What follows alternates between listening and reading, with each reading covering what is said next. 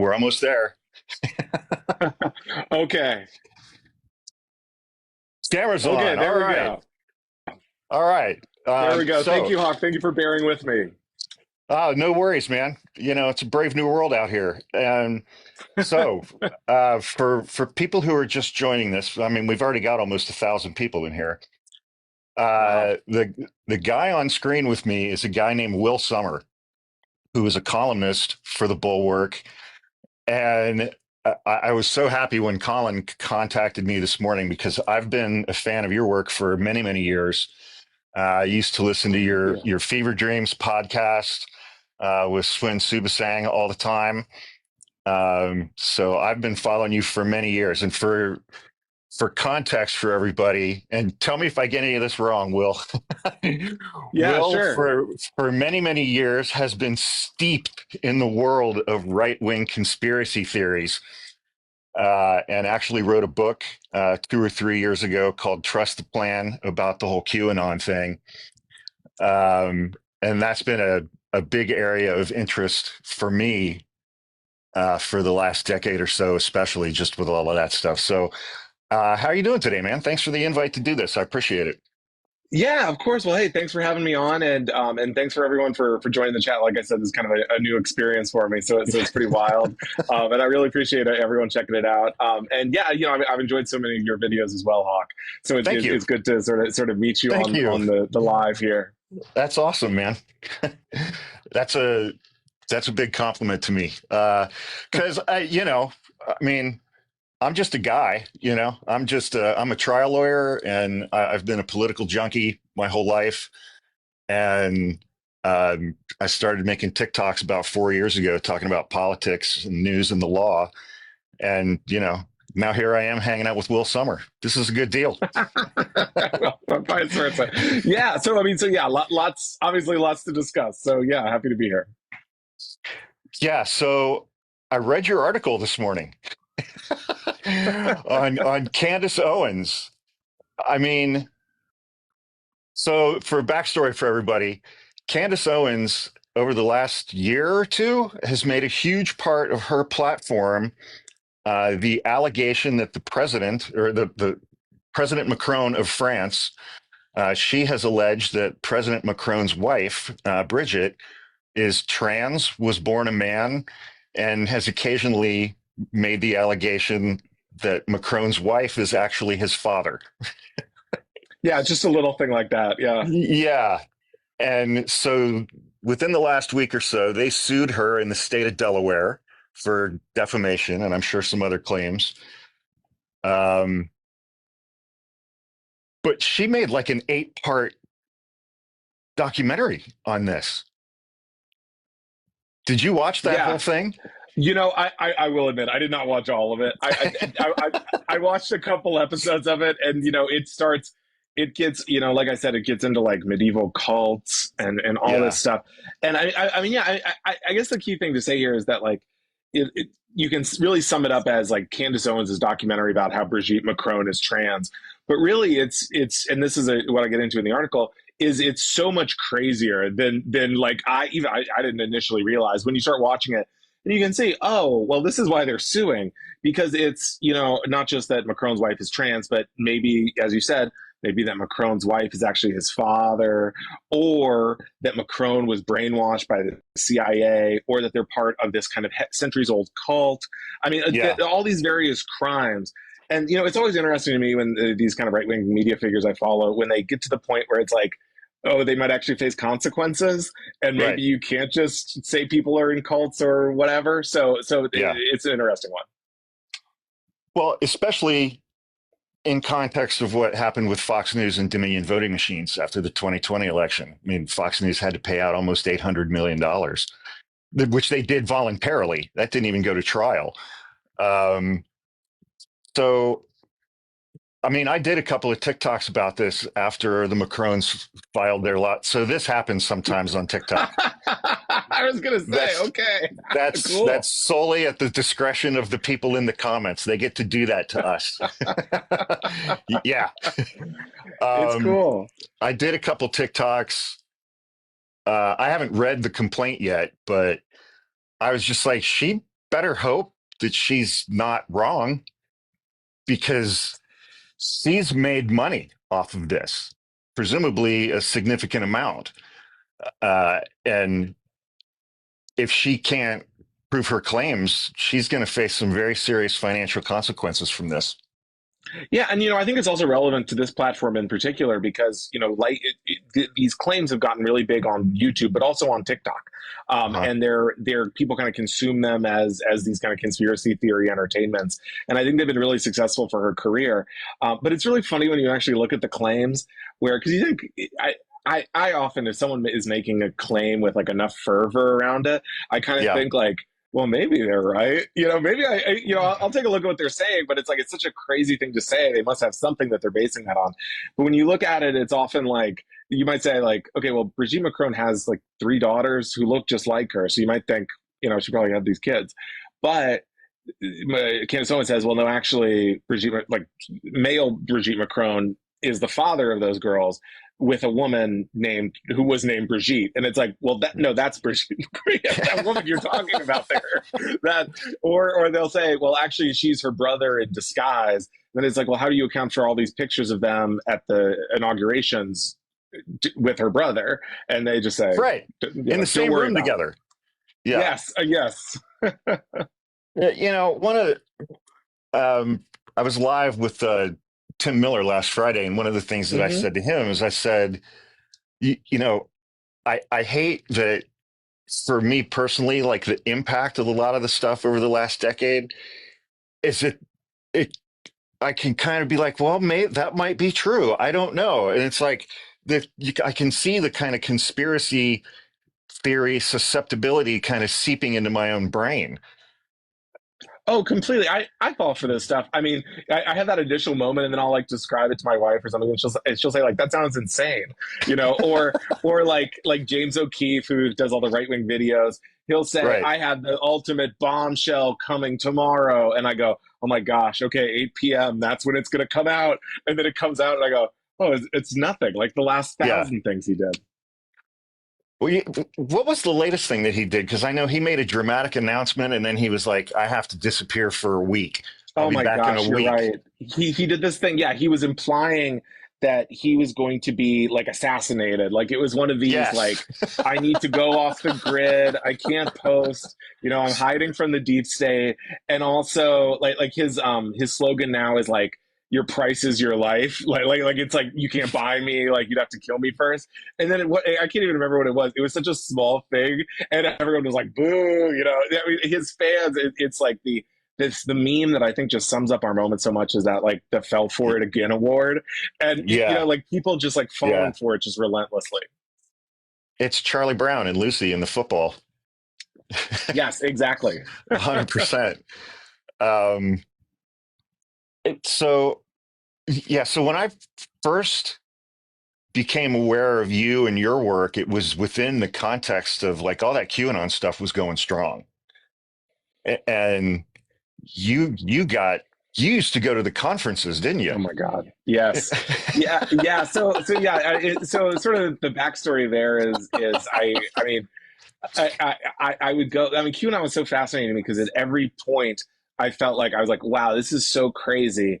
It certainly will not get bigger than this. I mean, in 2017, I went to like a QAnon march in DC with a couple hundred people, and I thought this is totally insane. Like, I thought this was a thing with like 5 people who were interested in it, and then of course it went on to be January 6th and all these other things. But for my book, I went to a QAnon conference in Dallas, and I signed up with my real name, but I felt like it was getting to the point where QAnon people would recognize me. And so I thought, I'll just like grow out my beard. I'll wear a baseball cap, sunglasses.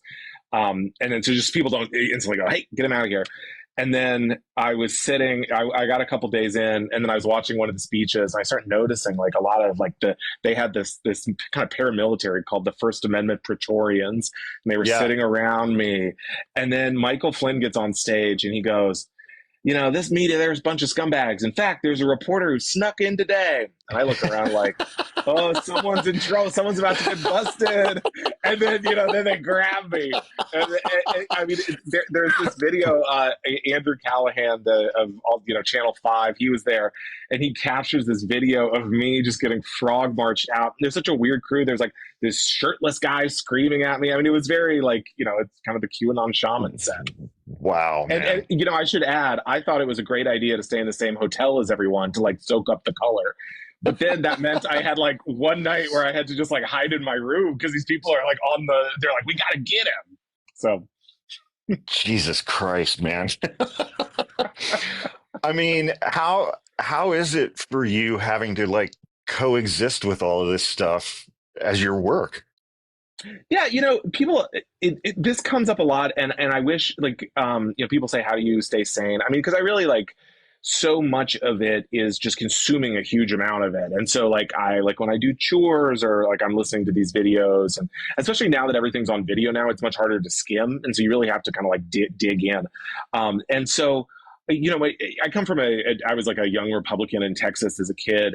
And so I was watching like the O'Reilly Factor and all this stuff. And that's kind of how I got into this, because I just really enjoyed consuming conservative media. And then I like became much saner, I guess.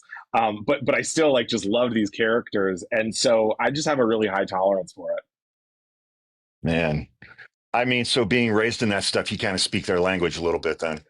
Exactly. And, I feel like that's how I can tell, like I'm so interested in kind of the ideological shifts, or as we're seeing with the Epstein stuff, like whether it seems like whatever the administration spin is sinking in or not, or what people's motivations are, both financially or ideologically. And the other thing I would add is this is such a fun thing to cover, because the people, like the figures in it, the right-wing media stars, they're constantly feuding. And they love to have negative articles written about their enemies. And so I've had people who will say, Will Sommer's the biggest, POS, whatever. And then they'll call me up and say, you might want to look up that, X person, just got arrested. You might want to look up their court filing, my rival in QAnon land, stuff like that. Wow. Or somebody calls you up and says, hey, I've got a hot tip. Tim Pool is bald. Yes, exactly. Well, this is what passes for breaking news in my community. I saw. I posted it on my other page yesterday. He was being interviewed by somebody who was like, "I'll give you $200 in cash right now if you take your hat off." And he did it. I was like, "This is a guy." Credit to him, man. I don't think he's ever done that voluntarily. No, there was one incident at a rally in DC where someone like snatched it off his head, and it was a whole thing. But would you believe that this is not the first time one of these people has taken money to reveal that they're bald? Now I'm tracking this one down, but it's my understanding that one of these other right-wing personalities always wears a hat. That basically he was like, chat, if you give me $300, I'll take my hat off. And then he does, and everyone's like, oh no, he's cooked. He's chopped, I guess they say. Chopped. I mean, watching what has happened over the last month with the Epstein stuff. I mean, since that, I think it was Sunday, July 5th, when Pam Bondi and the DOJ put out that memo, like late on a Sunday, I'm sure expecting that no one would see it. And it's dominated every single news cycle ever since. It's crazy. I don't think we've had really something like this dominate the news cycle, maybe even half as long in the Trump era. I mean, it is so crazy. And, I think it's gotten to the point where the Democrats have sort of figured out ways that they can kind of try to keep it going. But I think, it seems like the administration, the Washington Post had a story that the administration hopes is blown over. But then, number one, I don't think it has. But number two, I think Trump, he doesn't get it. Like, he clearly doesn't get, and, people like Steve Bannon will say he doesn't get why this is important to us. But he also doesn't get how he should be talking to get rid of it. And so he's saying things like, yeah, Jeffrey Epstein stole my employees. Things that are like, what? You're not talking like an innocent guy. Yeah, and one of the things that you mentioned in your article today, that's up on the Bulwark. Everybody, go follow the Bulwark. Oh, thank you. you were referencing the QAnon stuff, and you were describing the cabal, and it's all Democrats, Hollywood liberals, elites, and like the billionaire Democrat donor class, and all of those things. And it struck me that there's carryover from that into the Epstein thing, because that's what everybody on the right thinks the Epstein client list is. Those same Yes. exact people. Yes, and I mean, Epstein was like, the best conspiracy theories have some element of truth to them, and so Epstein was such a huge, his death particularly was such a huge moment for QAnon because it was like a really weird thing, and I think it's really unexplained and suspicious, Yeah. and so like, but and in many ways, I think when the QAnon brand became tarnished, I think when people were like, okay, talking about Q means you're insane, essentially, you couldn't really recruit a lot of new people to it, but you could still talk about pedophile cabals and things like that. And so Yeah. that energy went into Epstein. And so then you had this, basically these people thought like this was going to be Christmas. All the people they hate were going to be exposed as pedophiles and arrested and stuff. And then suddenly it's about what's up with Trump. I mean, that's why they're upset. Well, they were going to be arrested by Kash Patel and Dan Bongino. Yes. No, exactly. Two of the leading proponents of that whole thing. That's like, yes, our guys are running the FBI now, and then they're going on Fox News and they're going, eh. Yeah, I mean, it literally is like they're saying like there's not going to be any Christmas, you can't have fun, and then now it's starting to look like, oh, if we keep crying about this more, like what are we going to find out about Trump? So it's I mean, this thing has been such a disaster. If I can just share, this is such a sort of a tangent to the larger thing, but like Kash Patel's girlfriend is now she's being accused of being a Mossad agent who's like a honeypot and all this. She just had to go on Megyn Kelly and say like, I'm not a honeypot, I'm not Israeli, whatever. But like that is how far this is spun out, that Kash Patel's much younger girlfriend has to come out and be like, stop attacking me, right wingers, that even though my boyfriend played a huge role in hyping all this stuff up in the first place. Yeah. It's, I mean, they've been talking about this stuff for so many years and running on this stuff for so many years that I really do think the base is just like, okay, we put you back in office. Where's our payout? Oh, completely. And I think so much of this stuff is like, the reality is that, if we look at the big beautiful bill or whatever, I mean, so much of that is like just payoffs for rich people. Like the base, if you're not like a mega wealthy person, you're not getting that much. And so what they want is this visceral, they want the arrests, they want these big moments. And in fairness to them, they've been told for now we're the new thing is that Obama committed treason, they're going to arrest Obama, whatever. And so you have this like hype cycle, and yet it never comes to fruition. And so they're starting to say like, hey, like when do I get something here? Yeah. Well, and I think the Epstein client list, they expected that was going to be the source material for mass arrests of people on the left. Oh, completely. Like that was going to be, not just Bill Clinton, not just people with actual Epstein connections, but they thought, I mean, these fake client lists that would circulate, it would be people who were like, it's like David Hogg, or it'd be random people. It's like that person wasn't even born. Like just these. It's like I can tell you definitively that is fake, because it's these these young Gen Z Democrats they hate so much, and so like they really thought it was going to be a huge deal, and that's why they wanted the files to come out. And then it's the other thing I would say is like the birthday letter Trump reportedly wrote to Epstein. It's so crazy, because not only then is it revealed that he's like friends with him, but he's really closely connected to him, and so that's why I mean they really tried to shut it down. Yeah, and this stuff pops up on the left as well. Last week there was a photo circulating of Donald Trump, kind of embracing what appeared to be a 14-year-old young blonde girl, and all kinds of people were sharing that on the left, and that's saying, and they were saying that's Pam Bondi, that's Trump and Pam Bondi, and they were hanging out with Epstein. And I'm like, he's 79, she's 60. Like the math doesn't work. And I mean, I made a couple of videos about that. I'm like, the math doesn't work on this, guys. You're really not helping things. and I got attacked for that.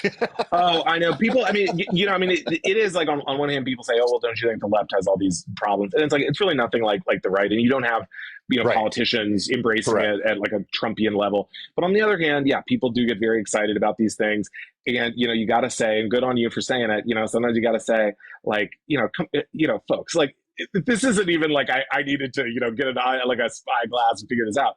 Like I'm like it's just modicum of thinking can figure it out, and Yeah. but people want to have their fun. Yeah. And I mean, also, I think going back to the QAnon thing, I think especially, and I mean, what really kind of showed me this concept was, I think it was also back in 2018 when Adam Serwer wrote that first column called "The Cruelty Is the Point," and was discussing how Trump supporters form community with each other through cruelty and through being a part of something like QAnon. They feel like it's a community for them. I mean, how strong is that component for a lot of these people? I think there's a lot to that. I mean, I think that's like a really good it explains a lot. Yeah, When I consume this stuff and it's people talking about, oh, like look at this video. I mean, we saw this with the Department of Homeland Security will put out these pictures now of look at these crying immigrants that we're deporting, or we're going to make it a meme, and they know that's because some of the base is they like that, or yeah, whenever yeah, you'll see in the news there'll be some story about the awful treatment of some immigrant, and people say like this is what I voted for. Like yes, I love seeing this, and I think it's this. I yeah. mean, Trump is obviously at the head of that, and I think he gives people permission to sort of give into their nastier instincts, and they relish it. Well, and he's been tweeting conspiracy stuff this year since getting Oh back yeah. in. Oh, I mean, he's constantly posting. I mean, look, I mean, I think one of the underreported stories, and in some ways, like, what do you do with it? But I mean, he is constantly posting QAnon stuff pretty regularly. Like, he's posted just this year pictures of a picture of him with a Q button and stuff. I mean, he Yeah, might be like the last hardcore QAnon believer. I think a lot of them have like in terms of people who are still saying like where we go one, we go all that stuff. yeah, oh yeah. I mean, what's Mike Flynn doing these days? Oh, well, he thinks, I mean, he's back. I mean, he's, with there's this crazy diversion, right, with the Obama treason stuff. And so now Flynn sees this Yeah, as his kind of revenge moment. And so he's tweeting at Obama officials like, say your prayers, it's over for you, all this kind of stuff. But it is curious to me that he isn't in the administration in any capacity, as far as I know. I mean, you would think that's a yeah. guy they would want back, but I don't know. Maybe at this QAnon convention I mentioned, he like auctioned off all this QAnon gear, like the QAnon quilts and all this stuff. And I don't know, maybe they thought that was a little too far. Man. Um, yeah, yeah. I mean, who's been more loyal to Trump than Mike Flynn, even during the 4 years he was out of office, man? I mean, Yeah, no he, one. I mean, yeah, you would think he's like a hardcore believer, and these are kind of these classic characters like his name escapes me at the moment, the guy who was the U.S. attorney in D.C. I mean, these are yeah. really hardcore hardcore Trump loyalists, and the whole idea is you get them in these positions and they wreak havoc.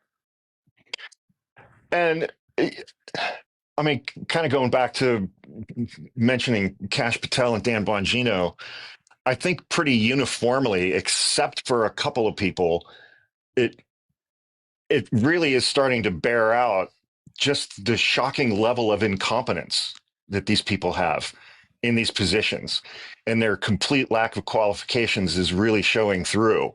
Um, I know there's a former FBI guy named Mike Feinberg who got fired because he was still friends with Peter Strzok from the whole Russiagate thing.